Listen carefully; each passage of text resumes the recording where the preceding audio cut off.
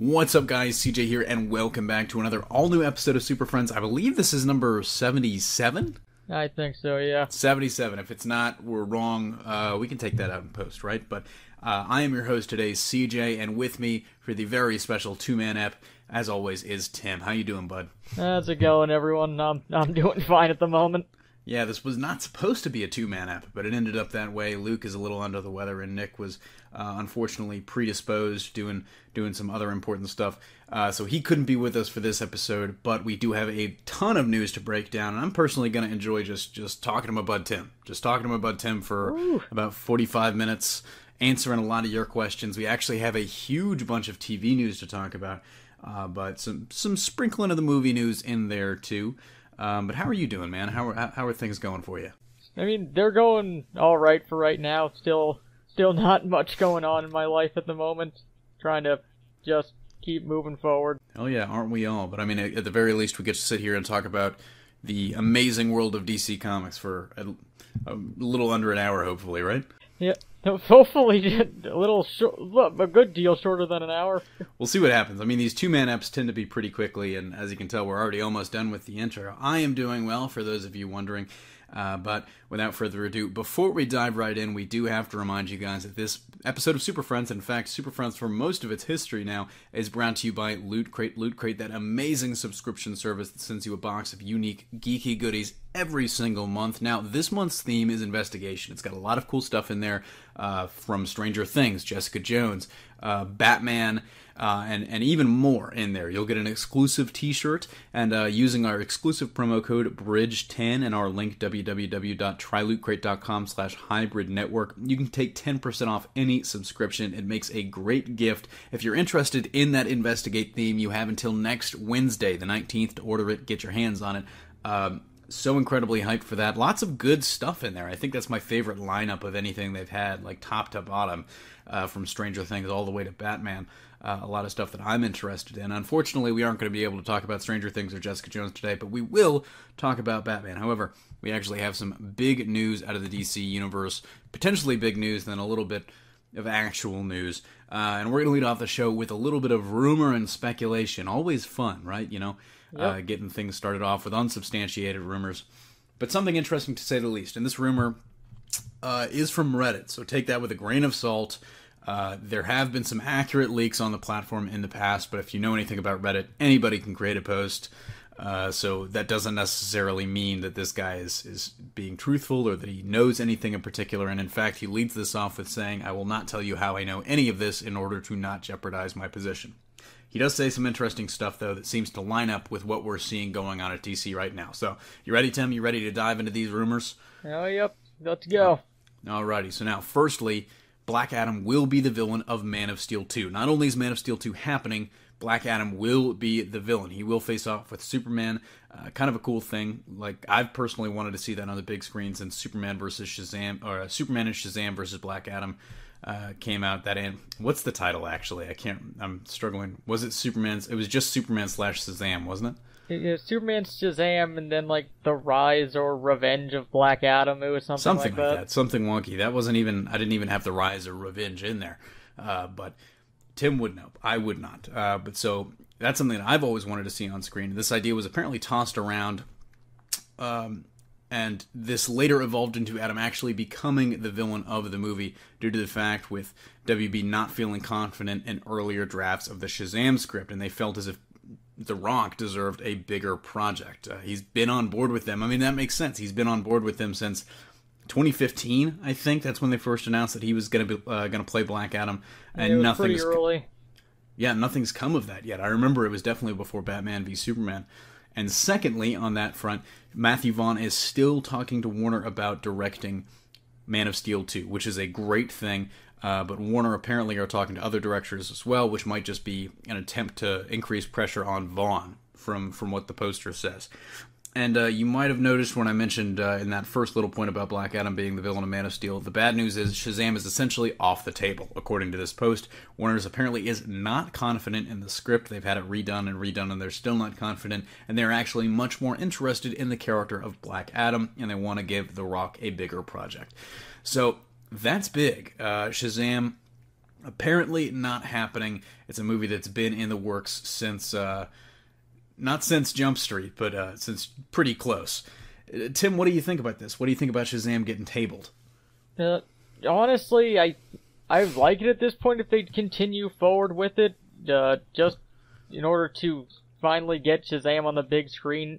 I guess it's a good thing that they're in a position where there are some things that if they're not fully confident in the script, they can hold back on. But it still feels weird to have Black Adam premiere with Superman, since he is like the premier rival of Captain Marvel / Shazam outside of Dr. Sivana. It is, and that's a good point. I mean, I would not... I think if you're going to have Black Adam be the villain of Man of Steel 2, you got to have Billy Batson in there somewhere. And to that end, the final point of that Reddit post was, despite this, it's likely that Billy Batson is going to appear in a film. So maybe you basically just combine Shazam and Man of Steel 2 into one movie, just do the Superman-Shazam team-up like you did in the animated movie, and have Billy Batson get his powers there, kind of like you did in that movie, too. That might actually be what they're drawing from, this kind of sounds like. Or at least hints to. And I'm right there with you, Tim. I'm not the biggest fan of the character. That doesn't mean I don't like him, but I know Josh is, and I know even though Josh has some strong feelings about the DCEU, he was still very upset by this news. He's a big Shazam guy, big Captain Marvel guy. I think he would actually refer to himself as a little bit of a purist in that way. He does. He's a huge fan, and now he's listening to this and he's getting heads on your ass. You'll get the HR guy. You'll file a complaint. But yeah, this sexual harassment. Sexually, you're raping my favorite character, Tim. But no, this is, to me, I think there's a silver lining to this. It's a bummer that Shazam isn't going to be there, but they still want the characters involved in the universe. And I think this is only a good sign. If you don't feel like you got a good script, there's no need to make the movie. And I think that's one of the advantages DC has in Hollywood, is they have one of the richest mythological backgrounds in the industry. They have this well of characters and stories to draw from and try to adapt. And if you're not happy with the script, maybe there's another way you can go with the characters, but you don't really need to rush it to market, So I'm actually pretty glad that DC is handling this the way they did. But on top of that rumor, we actually just a couple days later got a really, really interesting comment from The Rock. And speaking with MTV, he actually said that he's been having discussions with Jeff Johns.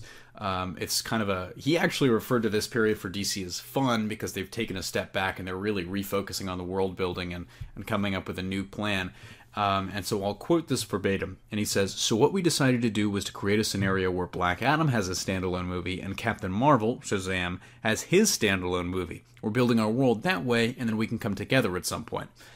So that's actually another really interesting note if that rumor is true. Even if it's not, it's interesting, but it's especially interesting if that rumor is true, because the way he makes it sound is that Black Adam was going to have a standalone movie and Shazam was going to have a completely separate standalone movie without Black Adam involved, meaning the villain would be someone like Dr. Sivana, which would be cool as well, but I think a lot of people figured the Black Adam movie would be a prologue and then he would be the villain for Shazam in his own standalone movie. And what do you make of these comments, Tim? What do you think... Do you think this is still the plan? Do you think this is a smokescreen?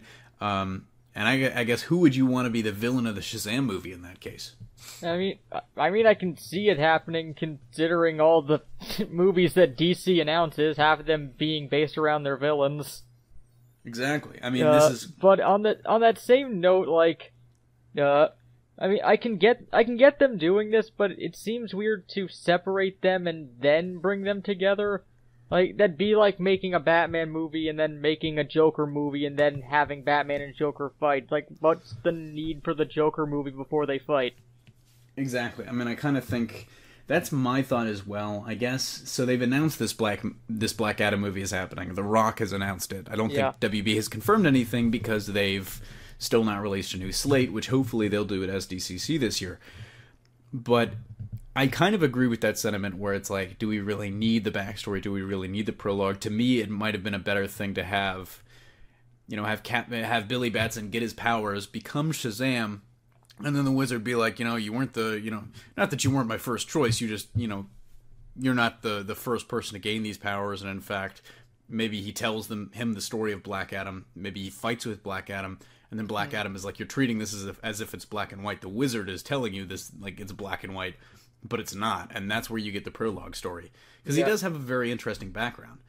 I mean, I guess the way that I probably would end up doing it, since the Black Adam movie is confirmed, is that I do Shazam first, have him go up against Dr. Savannah, and potentially, like, someone else to be more of a physical threat, but then at the end, like, do like a cliffhanger saying, like you said, of, I've given this power to someone before, then do the Black Adam movie second, and then bring them together if you're going to have them be separate. Because doing the Black Adam movie first makes it seem like it's the Black Adam franchise. That's actually a good point, and I think it's all about the way they're framing that. And I think DC is maybe framing it that way because at this point, they don't have a script for Shazam, they don't have a director, I'll say, for our audience that we know of. I'll give that grain of salt, but they don't have either of those things as far as we know, and they don't have an actor. That's the key thing. If they had an actor, I think they would have announced it, but I think they've realized maybe one of the mistakes in casting The Rock, and I don't know that it'll ultimately be a mistake, but maybe one of the little missteps in casting The Rock was, well, who are you going to get that's bigger than The Rock to helm your franchise? And I think they're looking at it and they're like, whoever we cast is going to be completely overshadowed because The Rock is this megastar of a personality. I just think that's the dilemma that they ran into, and they just decided to retool that and say, hey, well, we've got The Rock, we need to do something with him, and maybe that's the problem that the thing that they struggled with. Any final thoughts? Actually, Tim, you know what? To close this out, I do want to ask you, do you think the Shazam movie ever gets made? At this point, I'm not going to hold my hopes out for it, but if it does, cool. If not, it's not going to be that disappointing to me personally, just since it's been up in the air for so long. I didn't think it was going to be happening definitively at all at this point. So we'll see what happens. If it does, great. If not, oh well. I'm probably going to say as well, I think at this point it doesn't get made. Just from where we are now, just surveying the landscape, if I had to predict, I think it doesn't happen. Maybe at some point way down the line, but at least in the next 5 years, I don't see it happening. At least I think Justice League 2 is definitely going to happen before it, and I'd say probably the Flash movie is going to happen before it, which is a little bit up in the air right now too. But, Shazam just seems like it's one of those projects that's never gotten going, unfortunately. Big bummer there. Maybe if, financially they do fine, but if they can get, a better critical foothold to, push forward, maybe they'll be able to do, their non-headlining heroes like Marvel is eventually able to do. That's actually a really good point. I think that's the critical reception is kind of limiting what they can do creatively. I think they're, if you only get one shot, you want it to be what you think is your best shot, right? Yeah, and you also want to be able to have an established workable formula that you can apply to things that, even if some people may not like the fact there's a formula, it is good at being able to apply it to things to get an optimum result. Exactly, and I think, just going back to the Superman Shazam animated movie, it's going to be interesting to see if they can maybe do what they did with Clark in that movie, because Clark Kent is now dead. So how are you going to bring Clark Kent back? Because the big setup for that story was that he was interviewing Billy Batson, or he had found Billy Batson and was trying to help him out. But so on to our next topic, sticking in the realm of DC film and the DCEU. Earlier this week, there was another rumor that was flying around, so it's heavy. This episode heavy on the rumors, but this one was actually on 4chan instead of Reddit, and it basically was like, "Hey, DC's got massive plans for Batman's 80th anniversary. They're going to make They're going to release 4 Batman-related movies, like actual live-action movies, in 2019." And everybody was like, "What, really?" But when you looked at it, it kind of made sense. So he claimed Gotham City Sirens, Nightwing, Batgirl, and The Batman would all be coming out that year. And even still, I think a lot of people were like, well, yes, that makes sense. Everything lines up for that. But would they really, really come out at that point? And so this led to a little... word finally got back to the two heads of the DCEU, I guess you could say, John Berg and Jeff Johns. And John Berg tweeted at Jeff Johns, and he said, "Hey, why didn't you tell me we were releasing 4 Batman movies in 2019? Can we increase that to 10? And Jeff Johns tweeted back, we're actually releasing 27, including Batmite. So clearly having some fun there, clearly tongue-in-cheek, not really denying it, but I guess casting some doubt with humor. Now, Tim, just to start this thing off kind of on a light foot, over-under 2 Batman movies that year, what do you see? Like, which ones they'd be, or if there's going to be them at all? Over-under at 2 Batman movies. Would you go over 2 Batman movies that year, under 2 Batman-related movies, I should say? I can see them going over 2, though, honestly, I'd probably do less at that point, because even though you're celebrating an anniversary, it might be overload to just have that much Batman in one year. That's definitely a good point. You might get to Batman overload, although at this point, with all the Batman-related media flying around, I'm not sure that's what DC's worried about, or at least maybe they should be, but they definitely aren't. I mean, I'm sure people will go to see them. It's just that I feel that if they want to optimize the results of them, they'll spread them out so that they have another movie and then a Batman one, so they'll still have people who will be excited for one of those movies coming out instead of lumping them all together and getting it over with. Exactly. I'm probably going to take the line. I see 2 of these movies coming out. I think Gotham City Sirens is being fast-tracked, actually. And I think the Batman might actually end up coming out in 2018, but I think there's a good possibility that it comes out in 2019. I'm just not sure the Nightwing movie really gets made, so if I had to pick 2, I'd say the Batman and Batgirl. Just because they've already got Batgirl. Well, no, I guess Nightwing already has a director, too, from what we've heard. So maybe that's just... maybe that's 3 coming out. And I guess the Nightwing and Batgirl movies happening back-to-back might make sense. So is maybe Batman happening first, and then that's how you can introduce the rest of the Bat family, or at least start leading into that. So actually, let's throw that down to the comments. How many of these movies, if any, do you think get made? Set the line at 2. Do you go over 2 movies, under 2 movies? Let us know in the comment section down below. And if there's a different one that you think gets made. Interestingly enough, I guess... I just kind of want to point out to everybody, the trend for DC seems to be 16 months from the start of production to release. And right now we're getting into some territory where this might be legit, because this is just, we've seen this even with movies like Wonder Woman, movies like Justice League, Batman v Superman, Suicide Squad. The average seems to be, Batman v Superman, of course, had a lengthened production due to that movie changing a lot in the early stages. But just the trend, the average time from production to the film's release for the DCEU tends to be 16 months. So even if any of these started production today, like they shocked the world, said, oh yeah, we started rolling, cameras started rolling at 11:12 p.m. As of the time we're recording this. If they, 16 months from now, that's October of 2018. So we're already looking at like that being a little bit unbelievable, being a little bit unrealistic, and I honestly don't see any of the movies DC's got right now going into production in the next 2 months. So I think we're already looking at any of these movies coming out in 2019, which is, I think, where these rumors come from. I actually don't know if this is legit. I don't believe that this person has sources. I think this guy was just very, very smart. He realized the average time, like I have and like I did for an H&N, and just says, hey, these all have directors. These are all reportedly in development. The clock starts now. It's 16 months, more or less, on average. And that doesn't mean they can't speed it up or couldn't change it. I just think, I don't think their modus operandi is really going to change that much. I really don't know if I've got anything to add here. I love to see Jeff Johns and John Berg having a little bit of fun.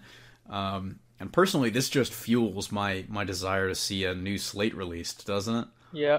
Well, one thing I'll just say here is that if the rumor does end up being true, and there's nothing confirming whether it is or not at this point, but if they do try doing 4 movies for the 80th anniversary, then, what, is 80th or...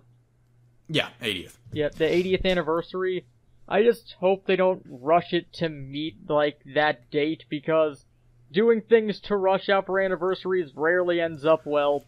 Look at Sonic 06. No, you got a point there. And I think but they have 2 years to do it, so they have time to do their normal production schedule. Just if they do try to do it, hopefully they spread it out with enough time. So let's look at the other movies that we've got to that are still in production and coming out. So we've got Gotham City Sirens has Ayer and Margot Robbie attached. Ayer is reportedly, I guess, was Ayer still working on the script? Or no, I think they brought in someone else to work on the script. Nightwing has a direct. I think Chris McKay is attached, isn't he? Yeah. Or Adam McKay. Adam McKay. I thought it was Chris, but I don't remember. I'm going to have to look that one up. That's got a director attached, nobody to star. Batgirl got Joss Whedon last week, nobody to star.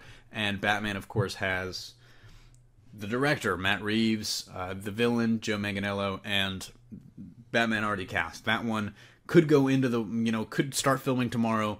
And it was actually probably supposed to start around this time because the Smurfs movie just released. Joe Manganiello just got off the press tour for that. This was when they were going to be starting, but Matt Reeves is retooling the script.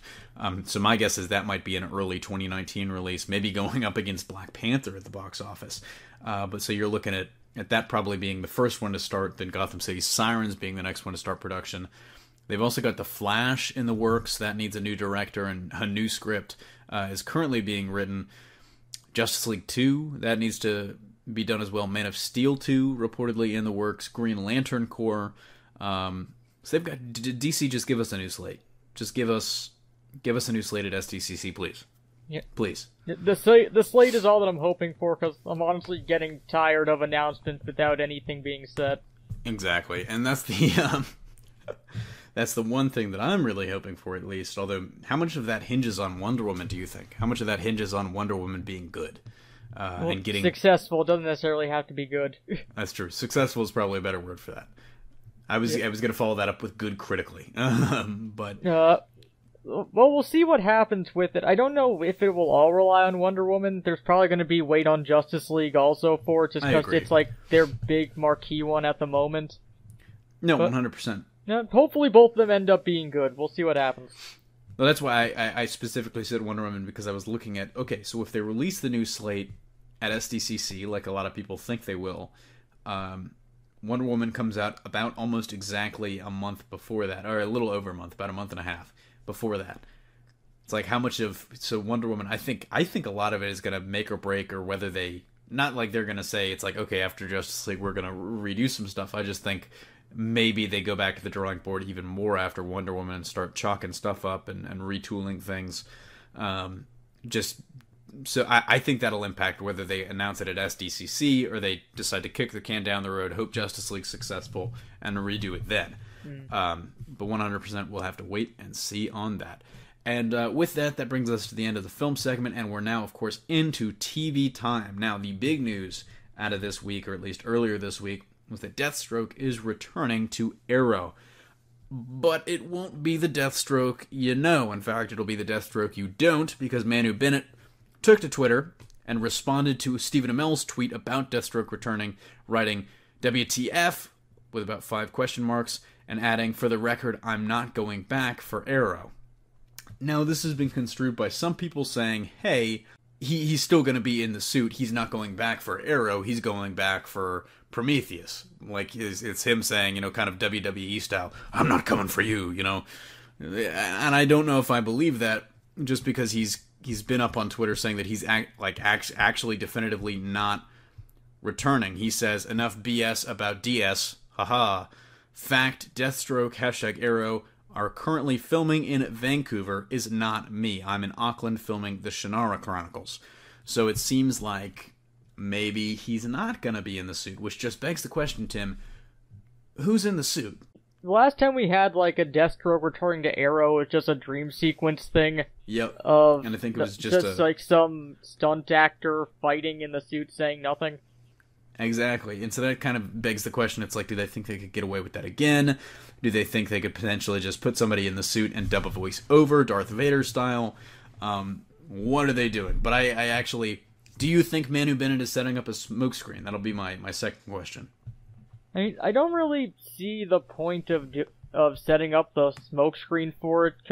It's Deathstroke returning, but it's not that huge of a thing in order to lie about. Yeah, and in fact, I think they would probably want to build up the hype for it more than anything, unless it's a huge spoilery thing. But I just think back to, like the way they left things, Arrow and Manu Bennett, they did not leave on a good relationship. I think going back to when he punched the dude at the Comic-Con in Dallas, wasn't it? I think that was actually when he got booted or right around the time that they were like, yeah, he's not coming back. I guess on the lighter part of Deathstroke news, Joe Manganiello sat down with Marv Wolfman, and Marv Wolfman thinks he's the Deathstroke the movies deserve. So yay, positivity in the character. That's good. The creator of the character says if the creator of the character thinks you're going to do a good job, I think that's probably the highest praise an actor can get. Though Stan Lee did say that his favorite adaptation character is Michael Chiklis as the Thing. That's true. That's true. I mean, to be fair, Chiklis was kind of hammy, a lot like the comics were. Yeah. I mean, I like Michael Chiklis at it, but just however you view that statement. He was better than Jamie Bell, I'll tell you that much. Yeah. Jamie Bell, listening to this podcast, sheds a tear and closes his laptop. But I guess that's really all we have to talk about for the Deathstroke news. Deathstroke is coming back. Actually, Tim, I know I personally don't watch Arrow. I'm not sure if you've been keeping up. How do you think Deathstroke even returns? It was a dream sequence, like you mentioned. Do you see them doing another dream sequence this time, or is it? What's your theory? Well, they could do the dream sequence again just to have the Deathstroke character show up, but Deathstroke is still alive in universe, and I think he escaped from the island jail last we saw him. That's true. So maybe he'll. I think it might be an Easter egg. I think they're right about the time where they're going to be filming the finales. It wasn't confirmed that he's returning for the finale, but that kind of ties into our next piece of news. But maybe he's just going to be in an Easter egg role. I personally think they're going to Darth Vader him. I don't think he's going to be silent. I think there's just going to be another voice actor, maybe doing his best Manu Bennett impression. Doing his best mumbly voice. There you go. But that leads us to our last segment for TV time. Before we get on to your viewer questions, another big piece of TV news about a major character returning. We have news this week, according to E!Online, Tyler Hoechlin will be returning to Supergirl. He'll be reprising his role as her cousin, of course, Superman, in the finale of Season 2. Now, we don't have any details. E!Online doesn't have any to share with us. We have zero details about why or how he comes back, but I think it's a good thing. Quick poll in the comments. Did you know Hoechlin ever left? I didn't. Most of that is because I actually kind of don't keep up with Supergirl. Wasn't he only like in the first 2 episodes of the season? Yeah. I think that's it. I think I watched the first 2, and then I watched the third one, and he wasn't in it, and I was like, and that was about it. I honestly loved his take on Superman. He was very the classic, almost iconic version of the character from the, basically straight from the page, in my opinion. They were not messing around, and I'm sure they might have gotten a call from DC Film, kind of dragging them through the mud a little bit, because their Superman is the antithesis of what Zack Snyder has been doing with Superman. No disrespect intended, love Cavill's performance, but Hoechlin definitely was the much more comic accurate version of the character that I think a lot of fans or at least really, the Christopher Reeve kind of version. Yes, the very, maybe not necessarily the modern Superman, but if we're talking about it, I guess I would say Henry Cavill may be closer to the New 52 Superman, Hoechlin and Christopher Reeves a little bit closer to the pre-New 52 Superman, who's back in Rebirth. So what do you think about this, Tim? What do you think about Hoechlin returning to the role, and do you hope he is there in Season 3? Well, I'm sure that they'll bring him back for guest roles in Season 3. They can't really have Superman around all the time because it kind of defeats the purpose of their main character. I agree, and that's a really good point. You don't want him to kind of outshine and overshadow Supergirl, and I think that's maybe a little bit of the concern, was that he was, at least in the beginning of season 2. But I really liked him as Clark, especially like his interactions with like Perry and Lois off screen was some of my favorite moments of the first 2 episodes. And exactly. I look forward to seeing him back for the finale. Yeah, no, I can't wait to see him back. I'm actually really curious as to if they'll set him up to return in the future, or if he's just going to kind of fly off into the sunset like he did earlier this season.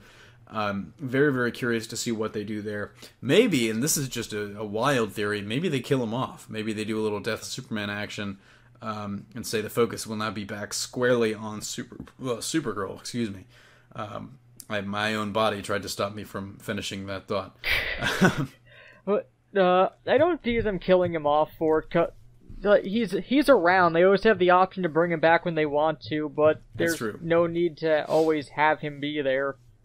Exactly, and I think that's like we were talking about earlier. You don't want him to be upstaging Supergirl at every possible turn. I personally just thought they were going to use him a little bit more in this season, especially given all the hullabaloo about his character actually being there in the first place. A lot of people very excited, a lot of people very critical. I kind of figured it was going to be for more than just 2 episodes, but it was essentially just 2 episodes.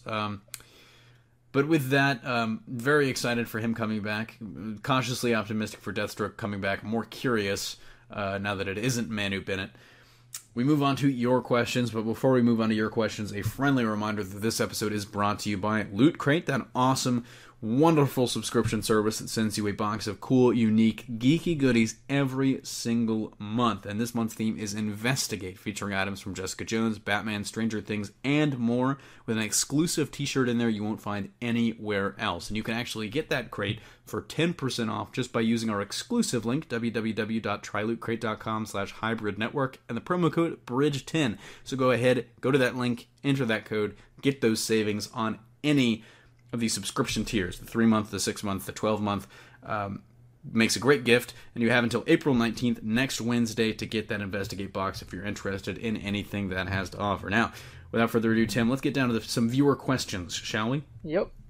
All right.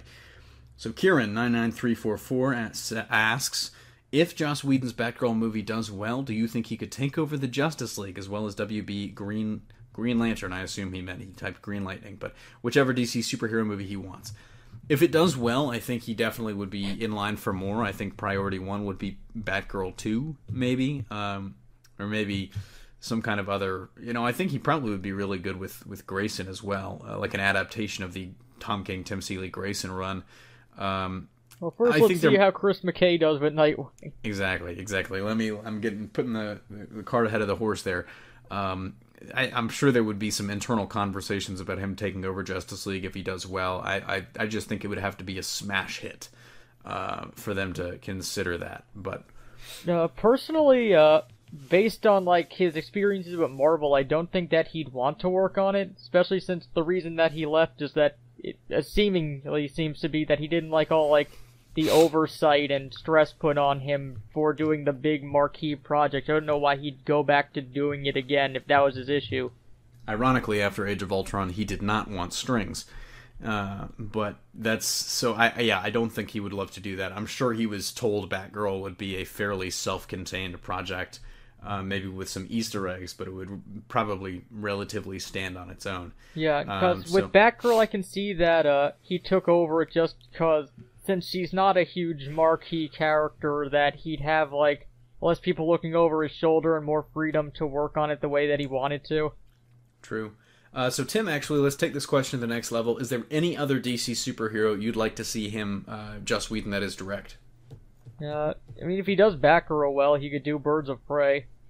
That'd be really good. I would say the Grayson thing. I'd honestly love to see him do a Nathan Fillion Booster Gold movie, too. I think that would just be really fun. I think him directing Booster Gold would just be really fun in general. So he's going to be both Booster Gold and Wonder Man? Exactly. We're setting up the Amalgam universe of Wonder Gold, an actual official Amalgam character. There you go. I think that would actually be wonderful. No pun intended. But so moving on to our next question, Jacob Benton asks, is there any one character from the DCEU that you want to be scrapped or recast? I actually have a couple that I can choose from. Tim, do you know your answer? I'm going to think about it. You go first. Okay. So my first hunch was to say Jared Leto, just because that was a little fresh in my mind. I watched Suicide Squad recently. But I still think the jury is out. I want to give him a little more time to refine his take on the character. Hopefully rein it in a little bit. Not quite as eccentric, as weird as that sounds, but maybe less insane. That's weird to say when it comes to the Joker, but I think Jared Leto might have gone a little too far.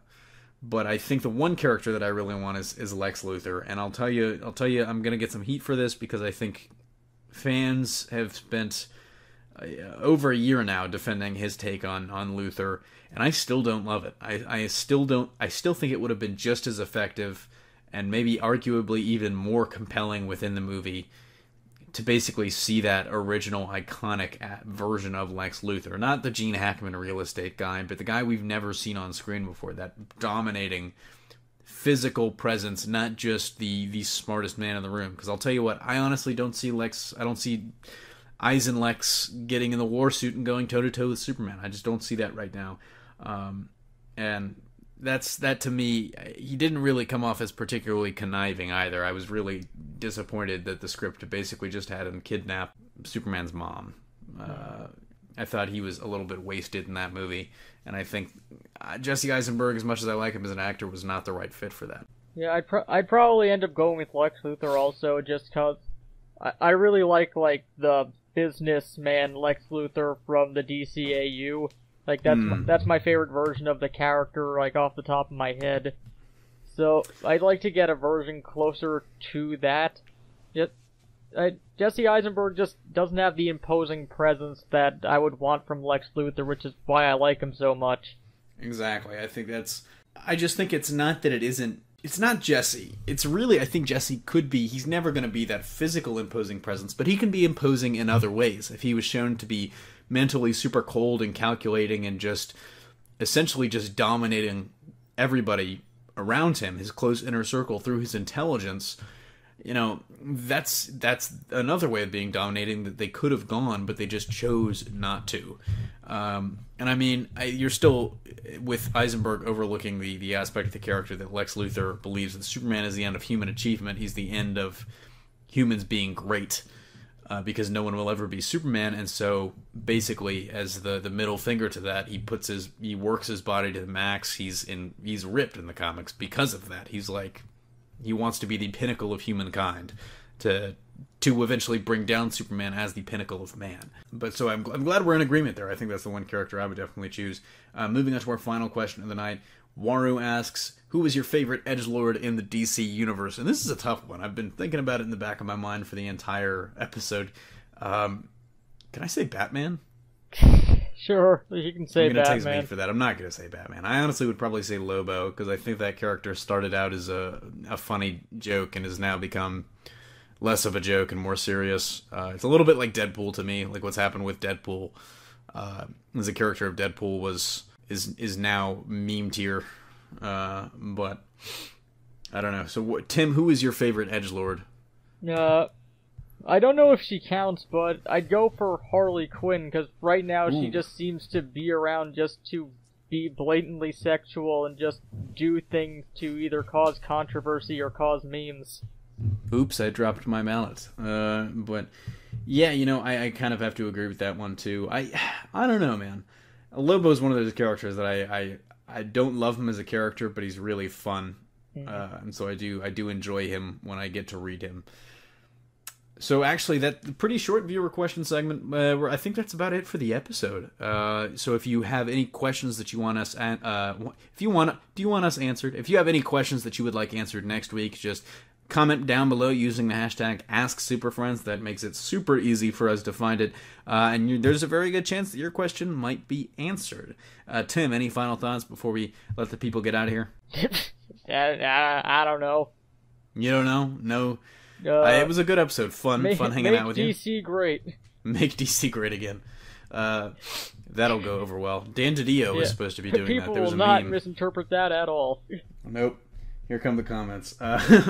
On that note, which will probably mire us in a PR scandal bigger than United Airlines, I have been CJ, and for Tim, that's going to do it for us here. Thanks for watching. Don't forget to smash that like and subscribe for more great content every single day. Hit that notification button up in the top right to get notifications every time we release a new video.